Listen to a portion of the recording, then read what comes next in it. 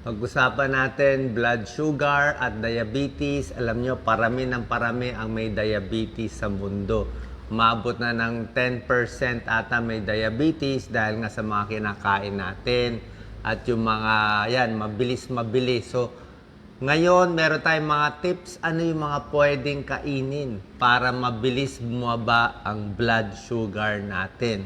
O kahit wala pa tayong diabetes, at least makaiwas tayo. Ito kasi ang numero ng diabetes bago ko bigay mga pagkain.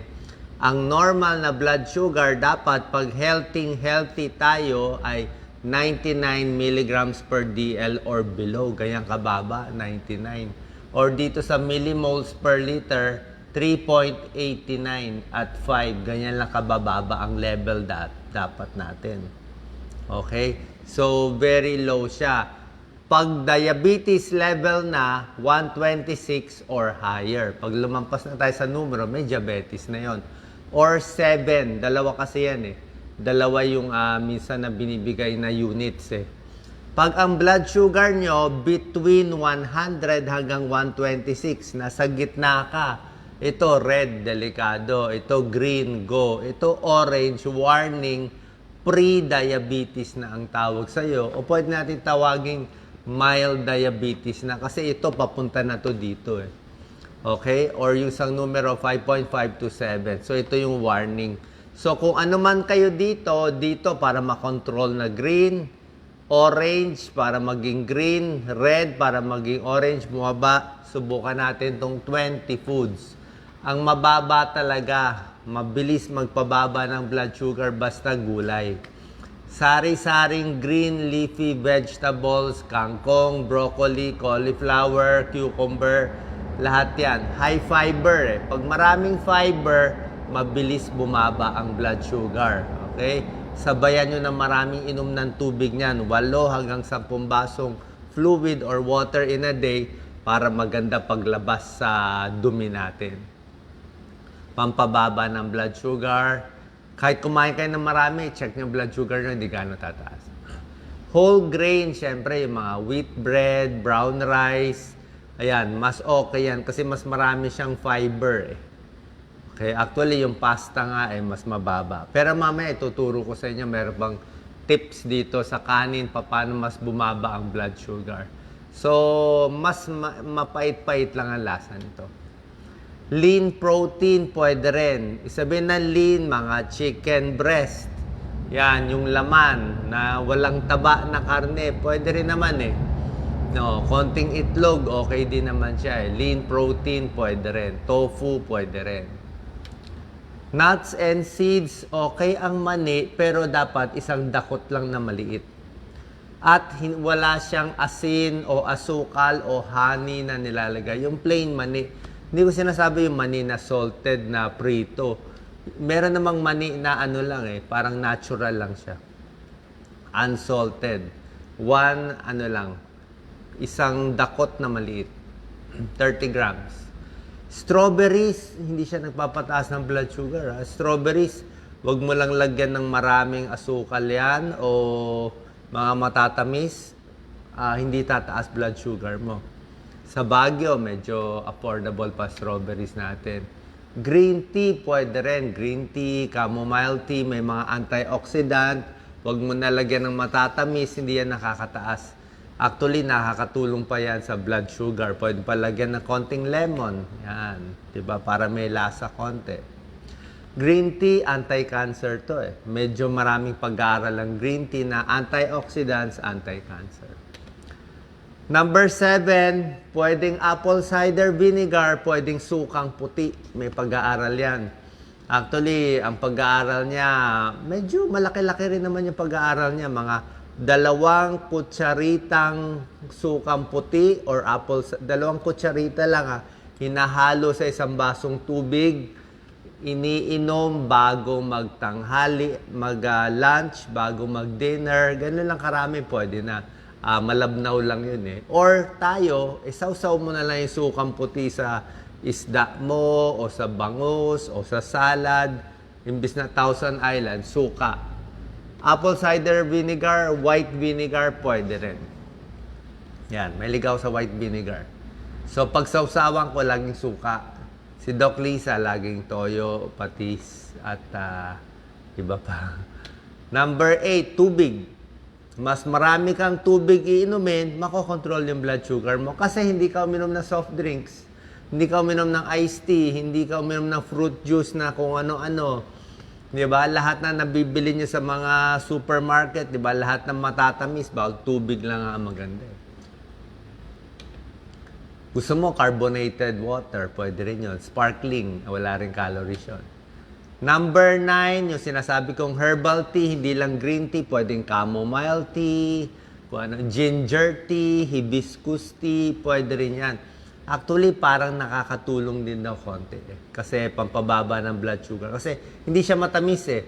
Maganda nga sa Japan, sa Singapore, mga Asian countries, di ba? Anong inumin nila lahat? Tsaa. Walang katamis-tamis. Sa Pilipinas, anong inumin natin? Soft drinks. Di ba? Puro soft drinks. Sa gugulaman. Di ba? Puro kakanin. Lahat bawal sa diabetes eh. Kita mo sila, puro hot tea na mapait lang. Yun lang ang kinakain nila. Kaya nga mas hindi nagkaka-diabetes. Kamatis. Healthy ang kamatis. May lycopene, may vitamin C. Maganda sa puso, maganda sa mata. Okay yan. Diba? Huwag mo nalagyan ng patis at asukal. Konti lang. Tulad ng green leafy, ang isa sa pinakamalakas na green leafy vegetable, spinach. Kita mo yan, no? Dark na, green pa, parang kangkong yan eh. Pero itong spinach, mas malakas pa. Maraming vitamin C, maraming iron, ang daming Pilipino anemic, mga buntis anemic, mga bata, maraming anemic, kulang sa kinakain, antioxidant. Parang si Popeye, magic food niya itong spinach. Okra, di ba narinig nyo na okra para sa diabetes? Pero sa akin, kainin nyo yung okra, okay yan. May kilala ko, tinatanggal pa yung buto, tinatanggal yung parang malagkit sa loob. Huwag nyo tanggalin, masarap yun. Yung malagkit sa loob, maganda yun sa tiyan. Tawag doon, mucilaginous. Mucilage. Yung parang sipon-sipon dyan sa loob, maganda yan. Kasi pag kumain kayo marami yan, pag dumi nyo, nakita nyo parang mas madulas. Maganda. Tapos to yung fiber, ang ganda rin yan. Magtanim kayo ng okra, lagi ako nang tatanim yan. Potassium, vitamin B, vitamin C, at pang-diabetes talaga yan. Nakakababa. Tulad na sinabi ko, glycemic index. Yung mga pinakita ko, puro low glycemic index, less than 55. Parang gulay, 15 lang ang glycemic index. Puro okay lahat yan. Mabababa lahat. Ampalaya. Ang ampalaya, hindi lang siya gulay, meron siyang component talagang pampababa ng blood sugar. Talaga nakakababa. Actually, may pag-aaral yan. Kinumpara nga siya sa glibenclamide. Although, sabi sa pag-aaral, kailangan marami kang ampalaya kakainin bago mo makuha yung katumbas na isang tableta ng para sa diabetes. Pero para sa akin, ay kakain ka rin naman eh. Ito na lang kainin mo kaysa yung mga bawal na papakita ko mamaya. Lahat na nakita nyo sa fast food, bawal eh. Ito, wala to sa fast food. Makita mo ba to sa fast food? Wala to sa fast food lahat eh. Diba? Kaya sariling luto. Yan, broccoli, cauliflower. Special mention to kasi may anti-cancer properties. May anti-cancer siya. Malakas. Kaya masyadong mahal itong broccoli na to. Kung mahal to, cauliflower na lang. Vitamin C. May fiber, may iron, di ba? Hindi siya maasim, pero may vitamin C siya. Carrots, sobra healthy ang carrots. Grabe. Carrots, beta-carotene para sa mata, iwas breast cancer, iwas vitamin A, vitamin K. Sa breast cancer, dapat wala ka pang breast cancer. Inom ka marami nito. Maganda yan. Mansanas. Sa mga prutas, hindi lahat okay. Pinakita ko strawberry. Apple, pwede. Ito yung low calorie, high fiber. Ang medyo bawal sa diabetes, pakwan, pinya, mangga, grapes, yan ang matatamis. Raisins, pakwan, pinya, yan. Kasi sure matamis eh. Ito lang, apple, suha, strawberry, matatabang, pwede sa'yo. Orange, medyo okay. Pero hindi rin ganun ka-okay kasi may orange na sobrang tamis eh. Pero actually, medyo on the low side pa rin yung glycemic index niya. Mga 45, mga ganun, di ba? So, may vitamin C, sobra dami, may potassium, may folate. Pwede rin yan, dalandan. Suha, yan. Mapait-pait lang, di ba? Bihira lang matamis. Ang maganda kasi dito sa orange, dalandan at suha, yung fiber niya.